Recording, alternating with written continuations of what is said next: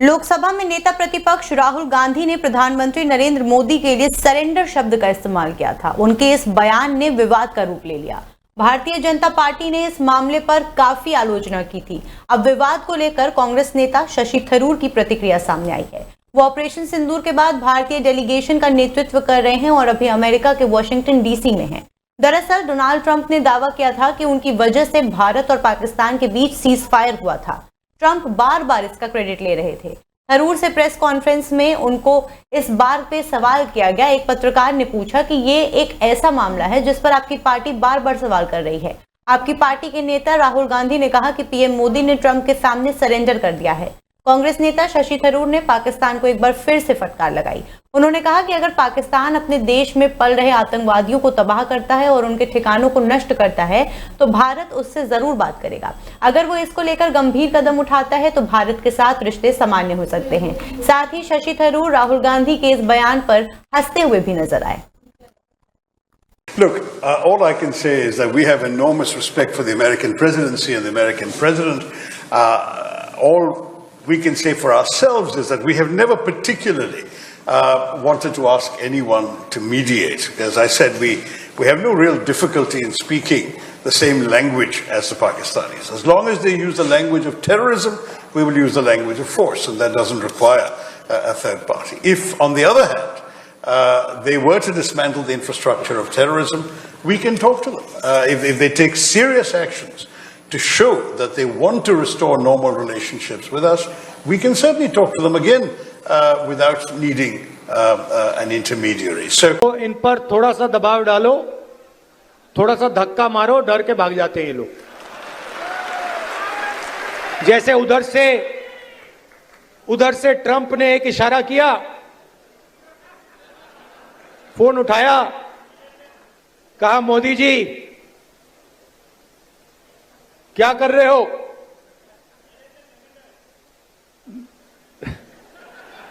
Narendra surrender, और जी हजूर करके नरेंद्र मोदी जी ने ट्रंप के इशारे का पालन किया। आपको एक समय याद होगा जब फोन कॉल नहीं आया था, 7th फ्लीट आई थी।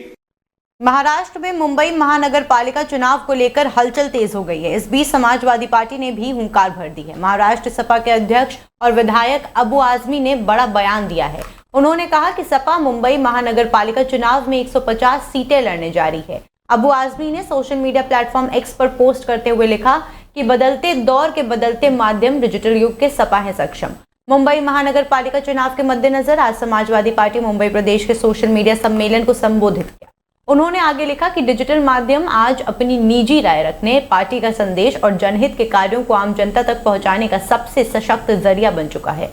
लेकिन ये तभी प्रभावशाली सिद्ध होता है जब इसका उपयोग एक संगठित और राजनीतिक तरीके से किया जाए। अबू आजमी ने कहा कि मुंबई महानगर पालिका चुनाव में सपा 150 सीटें लड़ने जा रही है। ये देखकर खुशी हुई कि बड़ी संख्या में पार्टी के कार्यकर्ता इस प्रशिक्षण में शामिल हुए हैं। बता दें कि इससे पहले मुंबई सपा मुख्यालय अबू आजमी की पार्टी सांसद धर्मेंद्र यादव से भी मुलाकात हुई थी। तब उन्होंने बताया था कि हमारे बीच वर्तमान राजनीतिक हालात और पार्टी के दृष्टिकोण को लेकर महत्वपूर्ण चर्चा हुई। उन्होंने कहा था कि आगामी मुंबई नगर पालिका चुनाव को लेकर रणनीति बनाई गई है और ये तय किया गया है कि मुंबई में भाईचारे और संवैधानिक मूल्यों को बचाने के लिए पीडीए को एकजुट करना समय की सबसे बड़ी जरूरत है।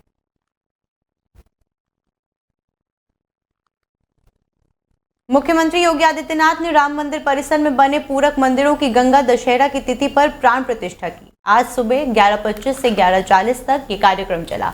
गंगा दशहरा के दिन इसका सिद्ध योग भी बन रहा था। इसी दिन रामेश्वरम की भी प्राण प्रतिष्ठा हुई थी।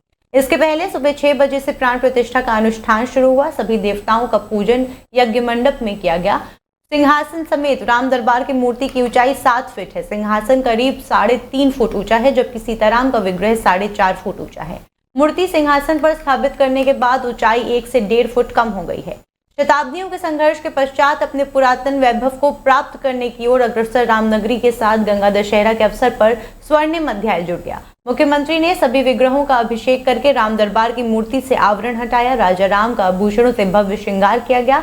इस दौरान अयोध्या के 19 संत धर्माचार्य भी मौजूद रहे। इसके अलावा ट्रस्ट, संघ और विहिप के पदाधिकारी भी मौजूद रहे।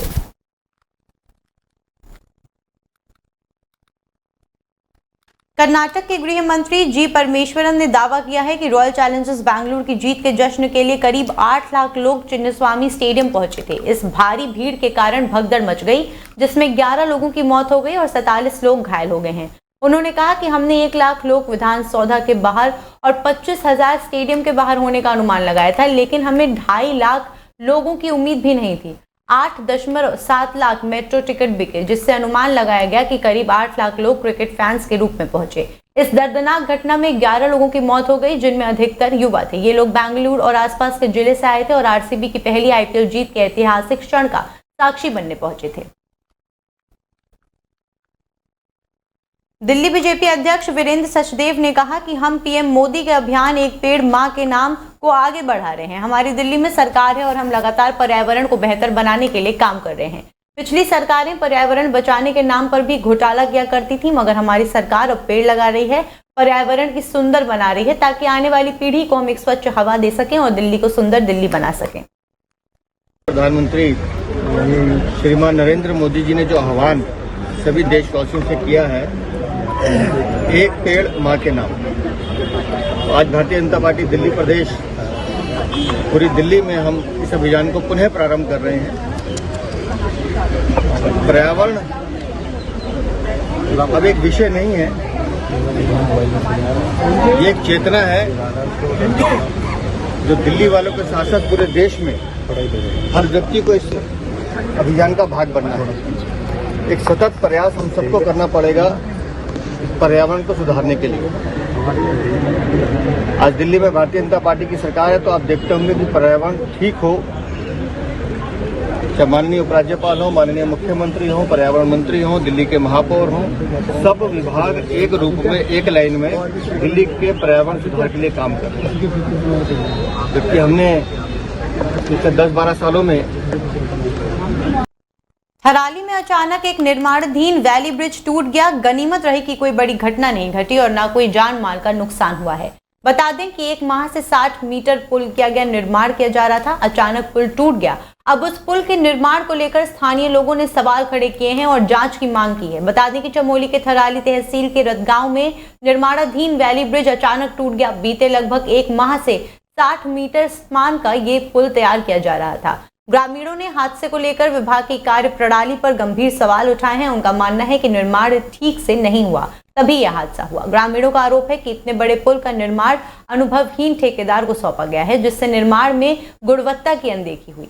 गनीमत रही कि हादसे के वक्त पुल पर कोई मजदूर काम नहीं कर रहा था, वरना कोई बड़ा नुकसान हो सकता था। विभाग ने मामले की जांच शुरू कर दी है और निर्माण कार्य को फिलहाल रोक दिया गया है। ग्रामीणों के मामले की उच्च स्तरीय जांच की जा रही है, ताकि दोबारा अगर पुल का निर्माण हो तो पुल सही से बने, ताकि दोबारा ऐसा हादसा ना हो। ग्रामीणों ने यह भी मांग की है कि पुल का निर्माण इस बार किसी अच्छे ठेकेदार से कराया जाए और निर्माण सामग्री अच्छी क्वालिटी की हो, ताकि इस प्रकार से हादसा ना हो।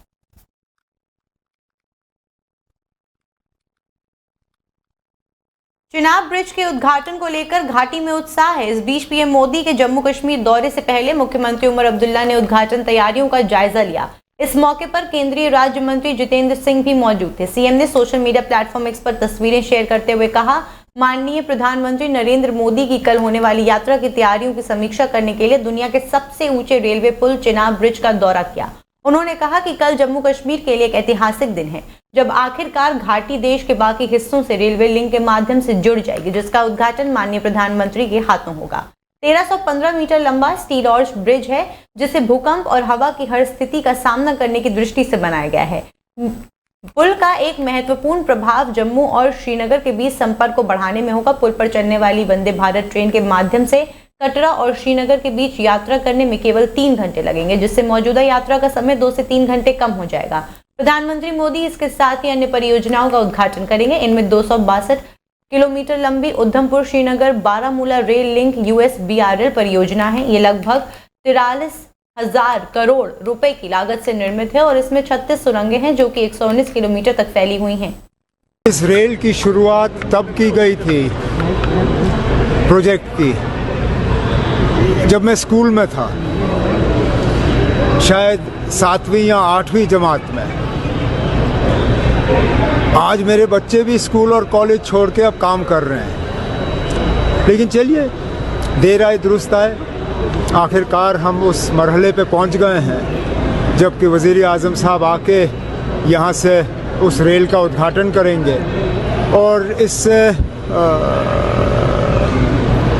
हम सबको फ़ायदा होगा। जहाँ हाईवे बंद होने की वजह से हमारा सामान रुक जाता है, लोगों का आना जाना रुक जाता है, जहाज़ वाले हमें लूटना शुरू कर जाते हैं। जैसे ही हाईवे बंद हो जाता है, जहाज़ वाले जो हैं 5,000 की टिकट हमें 20,000 में बेचना शुरू कर जाते हैं। वो सारा सिलसिला रुकेगा। हमारा जो हॉर्टिकल्चर प्रोड्यूस है, सेब हैं, चेरी हैं, बाकी जो हमारा मेवा है, उसको भी हम सही तरीके से बाज़ार तक पहुंचा पाएंगे। और इस रेल की शुरुआत तब। मध्य प्रदेश के रीवा में आज दर्दनाक हादसा हो गया। यहां सीमेंट से लदा ट्रक ऑटो पर पलट गया, जिसकी वजह से 7 लोगों की जान चली गई। इस हादसे में 2 घायल लोगों की हालत नाजुक बताई जा रही है। जानकारी के मुताबिक रीवा के सोहागी थाना क्षेत्र के NH 30 में यह भीषण हादसा हुआ। इस दुर्घटना में घायल हुए लोगों को इलाज के लिए त्योथर सिविल अस्पताल भेजा गया। बताया जा रहा है कि मृतक प्रयागराज में गंगा स्नान के लिए जा रहे थे। सभी मृतक मऊगंज जिले के पहाड़ी गांव के रहने वाले थे। घटना की सूचना मिलते ही पुलिस मौके पर पहुंची। पुलिस ने रेस्क्यू कर घायलों को अस्पताल पहुंचाया। दरअसल सोहागी जहां हादसा हुआ है वहां का रास्ता घुमावदार है और अक्सर यहां सड़क दुर्घटना के मामले सामने आते रहते हैं। मुजफ्फरपुर में एक नाबालिग दुष्कर्म पीड़िता के परिजनों से मिलने गए बिहार के उप मुख्यमंत्री विजय सिन्हा और मंत्री केदार प्रसाद गुप्ता का एक वीडियो सोशल मीडिया पर तेजी से फैल रहा है। इस वीडियो में मंत्री केदार गुप्ता पीड़िता के परिजन को धक्का देते हुए दिखाई दे रहे हैं। उप मुख्यमंत्री विजय सिन्हा अपने सहयोगी मंत्री केदार गुप्ता के साथ कुढ़नी में पीड़िता के परिजनों से मिलने पहुंचे थे। इस दौरान जब परिजन ने उप मुख्यमंत्री से कहा कि अगर बच्ची को बेड मिल जाता तो उसकी जान बच सकती थी, तो मंत्री गुप्ता भड़क गए। उन्होंने परिजन को धक्का देते हुए कहा, बेटा कसम खाओ तो। इस वीडियो के वायरल होते ही राज्य के नेता प्रतिपक्ष और पूर्व मुख्यमंत्री तेजस्वी यादव ने सरकार पर तीखा हमला बोला। उन्होंने अपने सोशल मीडिया अकाउंट पर वीडियो साझा करते हुए लिखा कि बीजेपी मंत्री ने दुष्कर्म पीड़िता के परिजनों को धक्का मारा। उन्होंने ये भी कहा कि जब पीड़िता परिजनों ने प्रशासन की लापरवाही के बारे में सवाल उठाया तो मंत्री ने उन्हें धक्का दिया और अपमानित किया। तेजस्वी यादव ने इसे नीतीश सरकार और उनके मंत्रियों की संवेदनहीनता का उदाहरण बताया। तेजस्वी यादव ने कहा कि बिहार में अराजकता का माहौल है और मंत्री से लेकर अधिकारी तक संवेदनहीन हो चुके हैं। यह घटना न केवल पीड़िता के परिजनों के लिए बल्कि पूरे समाज के लिए एक गंभीर चिंता का विषय है।